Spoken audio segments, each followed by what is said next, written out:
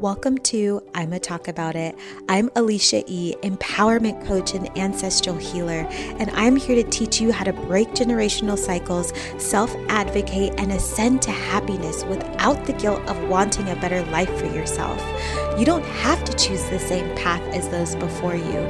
You can choose a better way, your way. Because if we can each heal ourselves today, we can heal the world tomorrow together. Welcome back, everyone, to episode 10. Woo! Today, we are going to talk about time, more specifically, when people say they don't have time, because it comes up almost every single day, even for myself, either with a client or with a friend or with family. And so I want to talk about how you can learn to get your time back just by learning to say no to say yes. And I'll explain what that means. But first, let's talk about why this is important to even talk about. Aside from the fact, I won't go on a tangent about time not really existing. That's for another day. Time is used to coordinate our lives together, to connect. That's kind of why it was invented, not kind of, it was. And today, society measures their life based on time, and we also tend to give it a lot of power. And so I want to help people learn to take that power back, because time is just an idea. And when we put so much energy into something that doesn't exist, it's no wonder that people are walking around like, I don't have time for this, or ain't nobody got time for that, and yada, yada, yada, all of those things, right? Because time has become so embedded into our lives that we can't even realize that time isn't really a thing. Like, we can create time in a sense. You can't see me, but I'm doing air quotes. But we can take responsibility for how we use time instead of misusing time. So I have clients who come to me and say, I don't have time for self-care.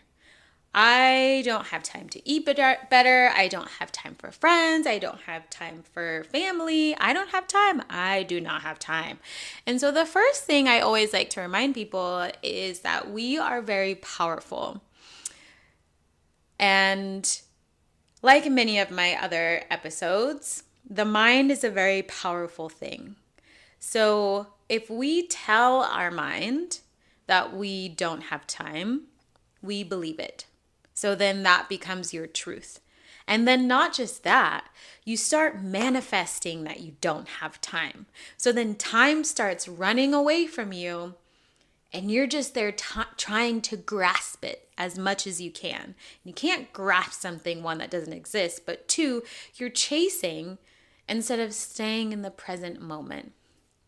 So that is one of the first things I always like to remind people, is that we have to be really mindful about how we speak about time and how we speak about our relationship to time. So if we say, I do have time, automatically you feel relieved, you feel unburdened, you feel like you have an option. And what you've essentially done is also taken responsibility and taking accountability for the decisions you make in relation to time. Because what usually happens if someone is not practicing accountability or responsibility with how they navigate the world, they generally will feel extremely overwhelmed, frazzled, exhausted, all of the things that usually have us feeling really stressed out, right? Feeling like we don't have time. If someone is not practicing responsibility, it's extremely stressful, because how do you navigate life with something that's so abstract and yet has so much power over your life? Like, how do you exactly do it? Like, it's almost impossible when you think about it. So we've essentially created the impossible in front of us and then tried to get control of the impossible. And then, as you know, it becomes a spiral. So, whenever you feel a moment to say, like, I don't have time for this, or I need to do this, I need to do that, really reflect on where your time is going. And if you're so heightened that if someone asks you, where are you spending all of your time, and you can't fully answer or you don't know, journal about it. Maybe track your time or track your day and write down the time and see where you're spending most of it. And ask yourself, well, if you don't have time to take care of yourself, to eat better, for your friends and family, to rest, then what do you have time for? And that can even point you in the direction of where you're misusing your time.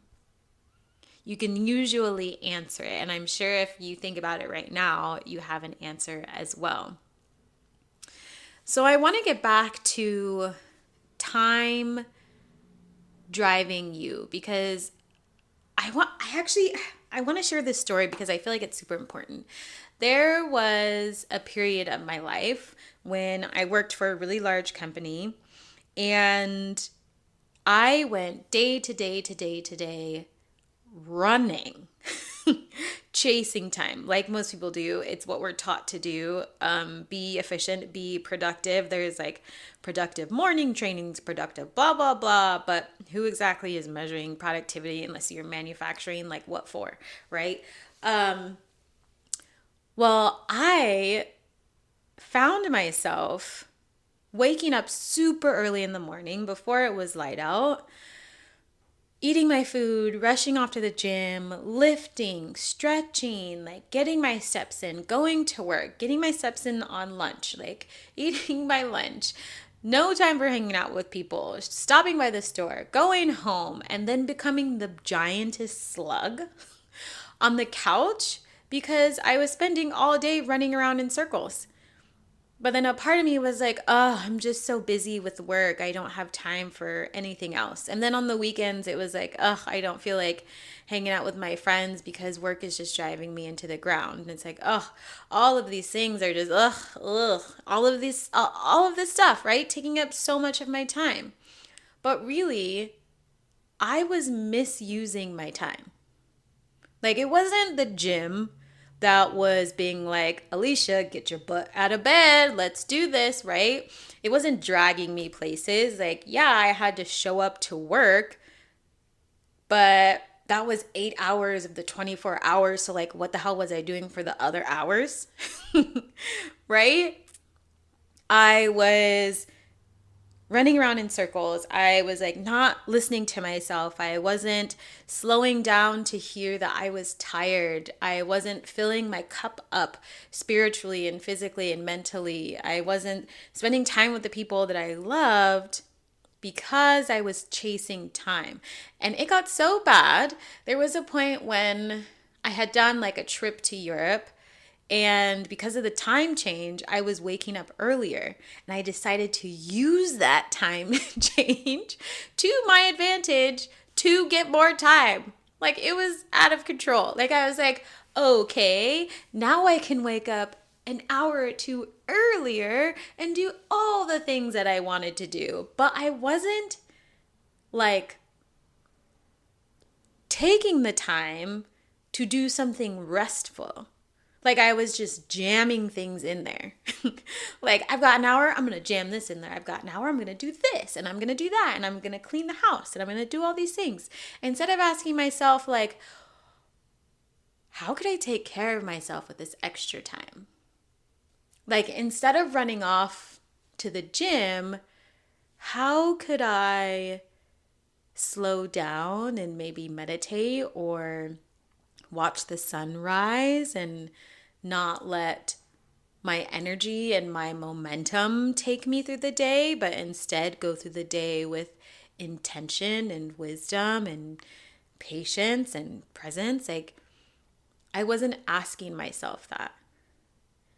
And the moment I did ask myself that, it uncovered a lot. because I wasn't then just running around to run around. I was busying myself and I was feeling overwhelmed. And there was a part of me that felt like if I kept moving, I didn't have to think about what I actually needed or what I was actually going through. So instead of sitting with those feelings or being with those feelings, I would stay on my spin bike for an hour and a half, or I would try to PR multiple times. Or I would go to the grocery store a million times, even if we were missing one ingredient. But when I began to slow down and tell myself, I do have time, I just need to take responsibility for how I'm spending it, I immediately started to feel better. And I did it slowly. You know, one morning it wouldn't be going to the gym and rushing off to like go lift. It was, I'm going to go try a new yoga class, or I'm just going to go to the beach and sit in the car, or I'm going to walk at the beach, or I'm going to lay in bed even if I'm awake, or I'm going to drink some tea, whatever it was. I slowly began to get my time back. And I wrote down everything that I did that day, because there was also, as I uncovered when I slowed down, there was a deep fear that I would amount to nothing if I wasn't doing the extraordinary. Like if I was choosing to do nothing, then I would be nothing.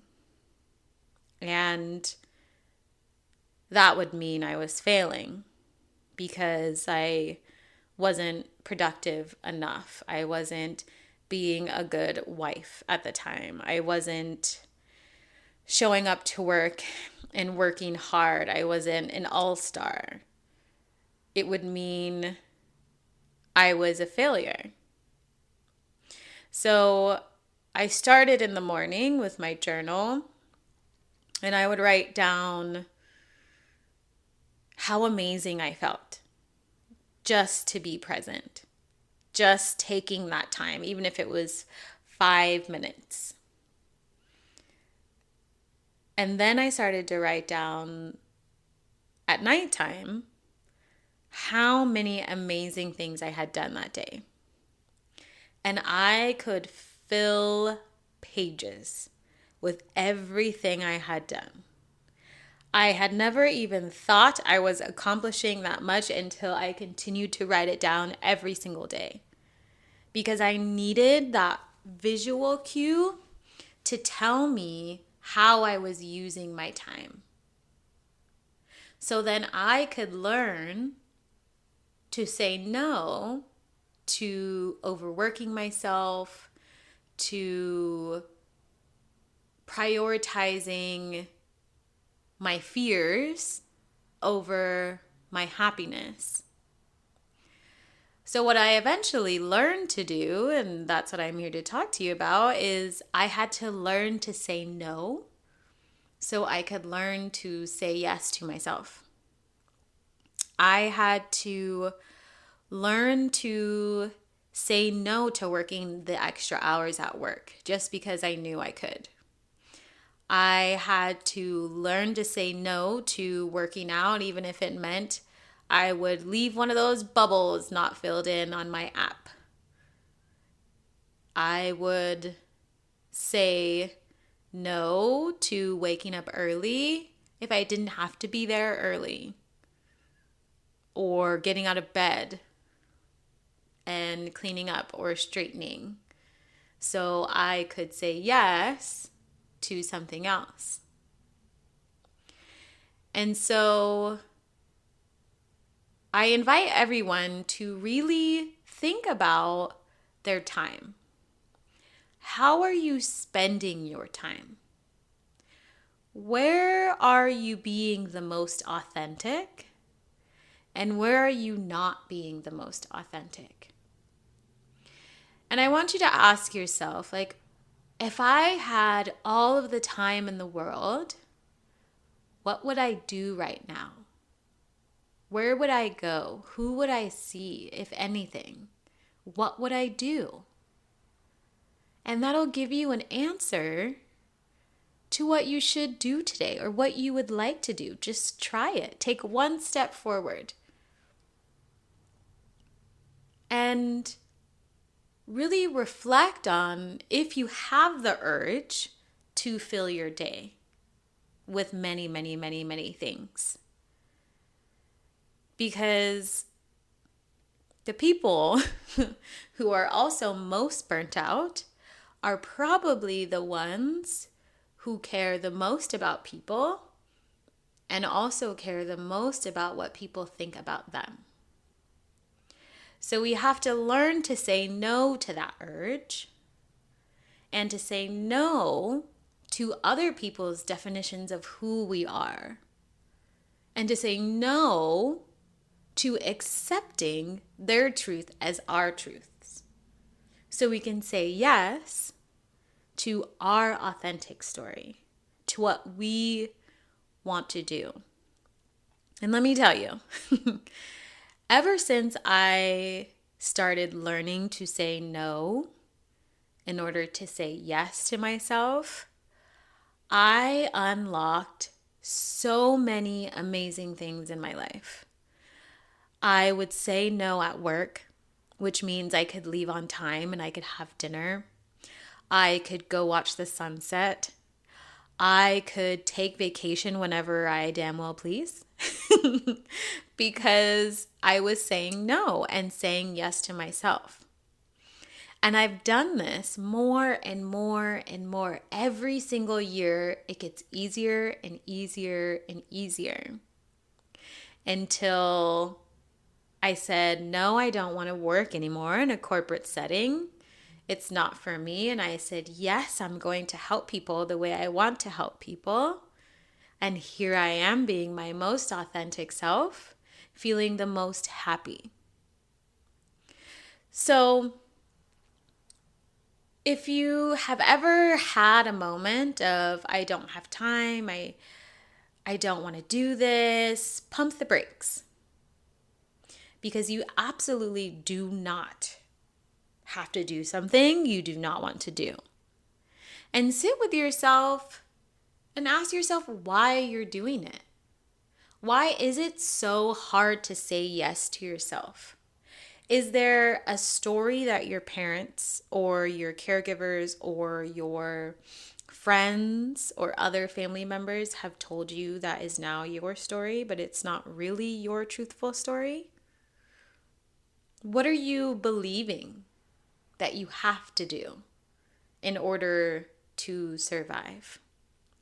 And again, some people, yes, maybe they don't have time because they're going back to jobs, right? Like that's a certain circumstance. But if you are not in that situation and you still feel overwhelmed, start to work with yourself on learning to say no and connecting your body and your mind so you can learn the difference between an honest no and a dishonest no. And learn to train your body to tell you when something is a hell yes or a no. Because your body will tell you something long before you even realize it. Like your body was probably frazzled before you even said, I don't have time. By articulating you don't have time, that's just the end of your thread. That's you hanging on to whatever you're trying to grasp onto. So if we can connect our body to, this doesn't feel right for me, I'm not going to do it, then you just said yes to yourself. And that is a healthy thing to do. So continue to work with that mind-body connection so you can fully show up as yourself. And I guarantee you, you will automatically start getting your time back. Because at the end of the day, it's your life. Your life doesn't belong to time. If you're giving your life away to time, you're likely giving your life away to other things as well. So empower yourself, take responsibility for your actions, and then you will immediately begin to see time. Well, again, you can't see time, but you know what I mean. You will get your time back because it's your life and nobody runs your life. So I hope that this was helpful. Just a little chit chat about learning to say no, to say yes to yourself, and to get your time back because you absolutely deserve it. If you have any questions or need any extra help or guidance, feel free to let me know. I am here to assist you. Thank you again for showing up for yourself, showing up for me, and showing up so we can help change the world together. And have an amazing rest of your week. Hey, if you're ready to ascend to happiness and live the life you've always wanted, join me in my Empowered Living Facebook group for socially conscious healers, witches, and spirituals, and sign up to get my free Empowered 5 Practices to Ascended Happiness guide. It's helped others expand their consciousness and soar beyond sight, sound, and imagination in just one day. It's the catalyst you need to embrace your magic and change the world. Just click the link in the show notes, and I'll see you in the group next time.